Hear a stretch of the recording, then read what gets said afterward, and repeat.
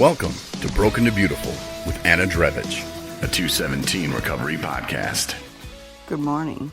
It's Tuesday, January 21st, 2020. I haven't recorded in a bit, and sorry, Corey. I guess I get a little psyched out sometimes. Plus, I switched my days at work from Tuesday, Wednesday, Thursday to Wednesday, Thursday, Friday, and have been with my wife on Monday nights. I guess sometimes I feel bad taking more time away, but I also need to remember that this is an obligation that not only do I want to do, but when I say I'm going to do something, I need to stick to it. So it doesn't bother me, for one, and two, because it's the right thing. January 19th, 2 days ago, I celebrated a year of sobriety. It still blows my mind that it's been a year. But also, I've never felt more accomplished about one single decision I've made in my entire life. I got to go downstate, too, for the first time since getting sober. My wife drove us. It was her first time meeting quite a few people.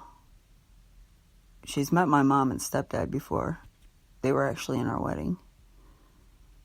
But she's never met my daughter, my sister, my nephew, my dad, and some close friends. It was definitely the biggest reward that sobriety has brought me thus far. I don't even know what words to use to describe it, except for the fact that that single act right there in itself, of her taking 3 days off, which I believe she said she can't remember the last time she did, to work 12 hours, take like a 3-hour power nap, then drive and make it all about me, not complain one time, say she's tired, or express if she didn't like something. I guess it was just another affirmation of how much this woman loves me and how fortunate I am. I don't use the word luck anymore because I don't believe in luck.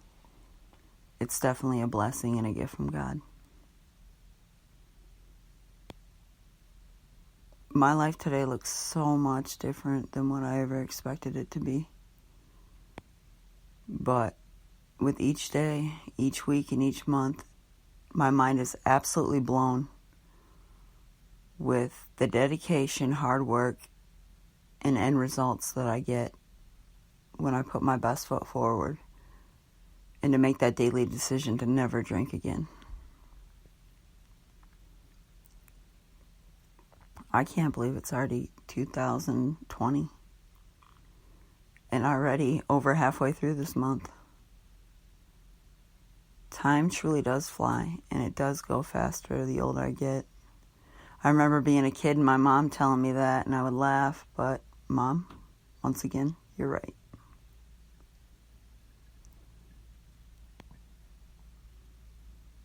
I can't even imagine what sobriety will continue to bring into my life. It's already brought me so many wonderful things, like I said, in a year, more than I could ever imagine. And I know you've heard all the cliches before. Everything that was stripped from you during your using and drinking days. You stay sober and do the next right thing. And not only will those things be replaced tenfold, but beyond words that could ever describe. I can attest to that. My wife got me the most amazing 1-year coin. It's shiny and sparkly because she knows I love that. And it has rainbow rhinestones. Thanks, babe.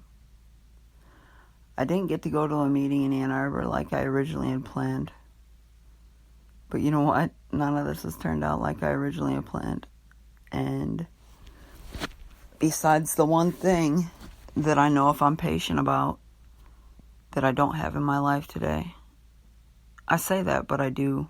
It's just not as I planned it. my life is far greater, definitely, than it was a year ago. But more fulfilling, I guess I should say, than it was when I thought I had everything.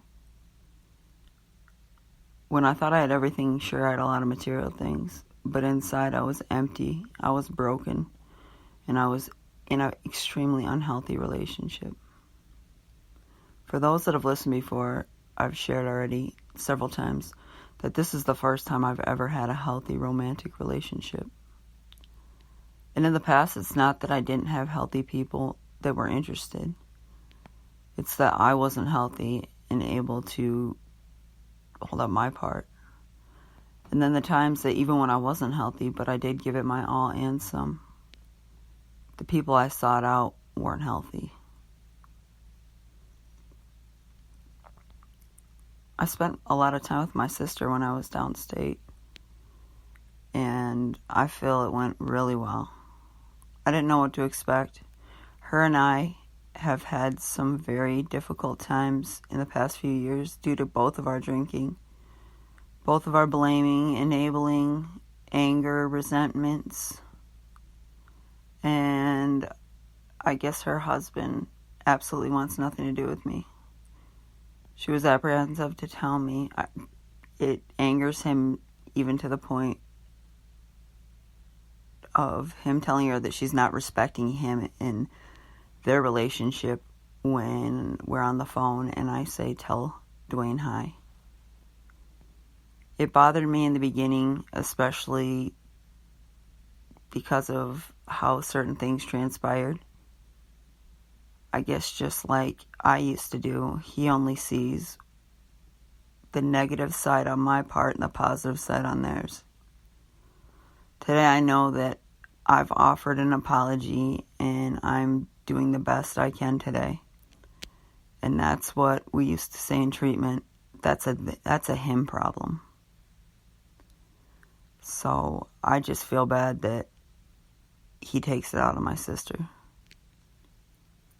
Maybe one day he can let that go, one, for himself, and two, so it doesn't hinder mine and my sister's relationship from here on out. I try really hard today to let old things go so I can allow the good and the new in. I'm not saying I'm perfect at it. I'm not even saying I'm good at it, but I'm definitely better at it than I used to be.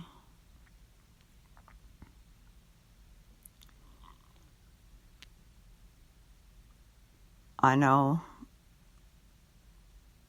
that the things that will happen, like getting my license back, spending time with my daughter, repairing those still damaged relationships, and just bettering myself is going to take more time and more hard work, which I am so willing to do. I've never been this patient in my entire life. I've never made this many rational, consecutive decisions ever. And I've never felt so loved and able to give love back the way that I do today.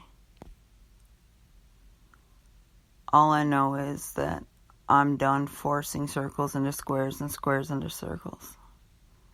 I try to, as best as possible, let life happen. Of course, I still stand up for what's right, and I try to put an end to as quick as possible, set healthy boundaries, and maintain them with all the negativity that still is I'm going to encounter. Like I tell my clients when they have a problem with someone or something in treatment, people such as that, things that aren't pleasant, those don't just go away, and they happen everywhere. So to accept what is meant to be accepted, to stand up for what's right, and to make those changes in negative behaviors and reactions versus well thought out responses, that's the best that I can do today.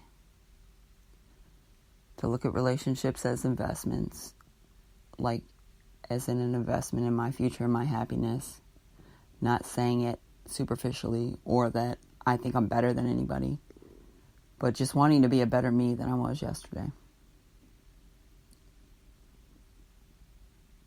I hope everybody has a wonderful day today, since it's super early on a Tuesday. And I'm going to get some sleep, because I have a big day of packing for work, cleaning, laundry, and all those fun things that come with having a home with a wonderful wife and family, and an important job to be prepared for that I love. I hope everybody has a wonderful night. Thank you. Check out our website, 217recovery.com, where you can find my podcast, Broken Beautiful, along with my blog, Anna's blog, which has not been posted, which I'll start doing again since we switched sites. All our other resources, our original 217recovery.com podcast, and everything else, along with events that we will be attending in the future.